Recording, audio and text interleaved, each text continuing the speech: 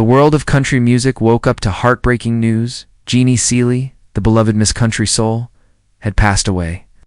For decades, she wasn't just a singer. She was a voice that could heal a broken heart and lift a tired soul. Fans, fellow musicians, and the Grand Ole Opry family all felt the same sudden emptiness. But perhaps no one felt it more deeply than Bill Anderson, her longtime friend and musical partner. Standing in front of cameras with tears in his eyes, Bill's voice cracked as he said, "I've lost more than a friend today. I've lost a part of my own history." Jeannie Seely's name has been written in the history books of country music. For good reason. She wasn't just a Grammy-winning singer.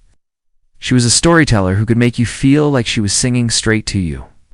Born in Titusville, Pennsylvania, she made her way to Nashville in the 1960s and quickly became one of the few women to hold her own on the Grand Ole Opry stage. Her breakthrough hit, "Don't Touch Me," wasn't just a chart topper. It became an anthem of strength and vulnerability all in one. Bill Anderson shared memories from their earliest days on the Opry stage. We'd stand backstage, waiting to be called up, and Jeannie would always be calm, he said. She'd look at me and say, "Bill, no matter how big the crowd, sing like you're talking to one person." That's what made her so special. This approach, connecting to one heart at a time, is rare, even among famous performers. It reminded fans of legends like Patsy Cline and Loretta Lynn, who also had the gift of making every listener feel seen. The funeral service in Nashville was a gathering of country music royalty. Vince Gill sang a soft rendition of "Go Rest High on That Mountain," and Dolly Parton sent a heartfelt letter that was read aloud, saying, "Jeannie, you left the stage too soon, but your song will never fade."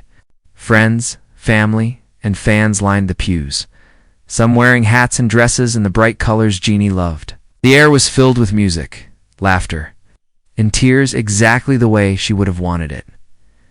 Bill Anderson also spoke about the Jeannie Seely the public didn't always see. She was fierce when it came to helping young artists, he said. If she believed in you, she would walk you right into the Opry office herself. Many young singers owe their first big break to her, but she never asked for credit. This quiet generosity has drawn comparisons to artists like Willie Nelson, who is also known for quietly lifting others without turning it into a public performance.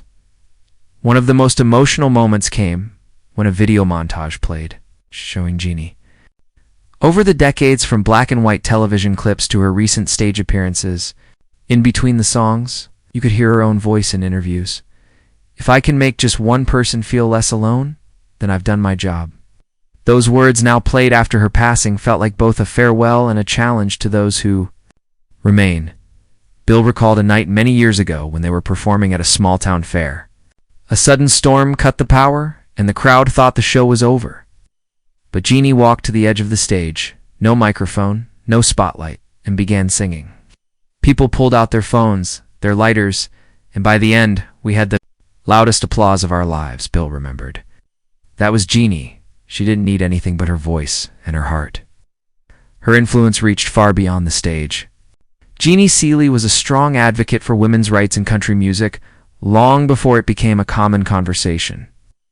She spoke openly about equal pay for female performers and pushed for more women to be featured on the Opry stage. This placed her alongside trailblazers like Dolly Parton and Tammy Wynette, who also fought to make the industry fairer for the women who built it. When news of her passing spread, social media filled with tributes. Country star Reba McEntire posted, "Jeannie gave me advice that kept me going in the hardest times." Brad Paisley wrote, "She was a bridge between generations, teaching us where we came from and helping us see where we could go." These words showed that her influence spanned across age groups, genres, and eras. Bill Anderson admitted that even though they were close friends, they still surprised each other. "She was fearless," he said. "She'd call me up and say, 'Bill, I'm going to sing this song on live TV tonight. I don't care if it scares me.' And she'd do it flawlessly." That kind of bravery, Bill noted, is something every artist wishes they had. As the service ended, Bill lingered by her coffin, placing a single yellow rose on top. It was a quiet moment, but those who saw it said it spoke louder than any words. For him, it wasn't just saying goodbye to a colleague, it was letting go of decades of shared memories, songs, and backstage laughter. Jeannie Seely's passing also marks a bigger moment in country music history. Legends of the golden age are slowly leaving us, and each one takes a piece of the story with them. Just as the industry once mourned the loss of George Jones, Merle Haggard, and Loretta Lynn, now it must carry Jeannie's lessons forward. The question is whether today's stars will protect that legacy or let it fade in the noise of modern trends. Bill Anderson's message to younger artists was clear. Learn from Jeannie. She showed us that kindness doesn't make you weak, it makes you unforgettable. That advice could apply far beyond music, touching anyone who wants to leave a lasting mark in their field. It's a reminder that success is measured not only by what you achieve, but also by how many lives you touch along the way. Her legacy, like the best country songs, is simple yet powerful. It's in the laughter she shared backstage, the courage she showed on stage, and the countless lives she touched off stage. For those who loved her music, the challenge now is to keep playing her songs, telling her stories, passing them on to new generations who never got the chance to see her live. The story of Jeannie Seely is also a story of resilience. She faced personal struggles, from industry challenges to health battles, but never let them take away her joy for performing. This mirrors the lives of other great performers like Johnny Cash, who turned pain into art, and Tina Turner, who transformed hardship into energy on stage.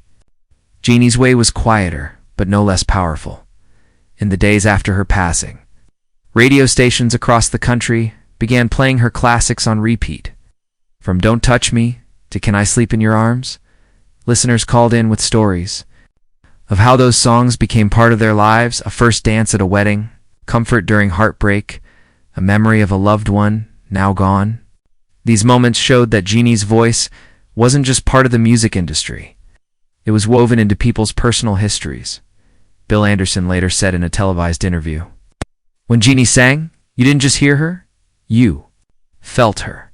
That feeling was something even the best trained voices couldn't manufacture. It came from a place of honesty and life experience, the same quality found in legends like Chris Christopherson and Emmylou Harris.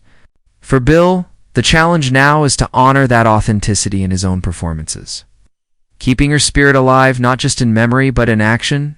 As Bill Anderson walked away from the service, summed up his feelings in one sentence that will stay with fans forever: she may be gone from the stage, but she's still singing in our hearts. It's the kind of farewell that feels final and eternal all at once, a reminder that some voices never really fade. Now, question rests with us, the fans, the artists, the keepers of music history. Will we let Jeannie's songs be just old recordings on a shelf, or will we carry them into the future as living reminders of what true country music sounds like? And more importantly, will we take her lessons of kindness, courage, and connection into our own lives, ensuring that her influence is never truly gone?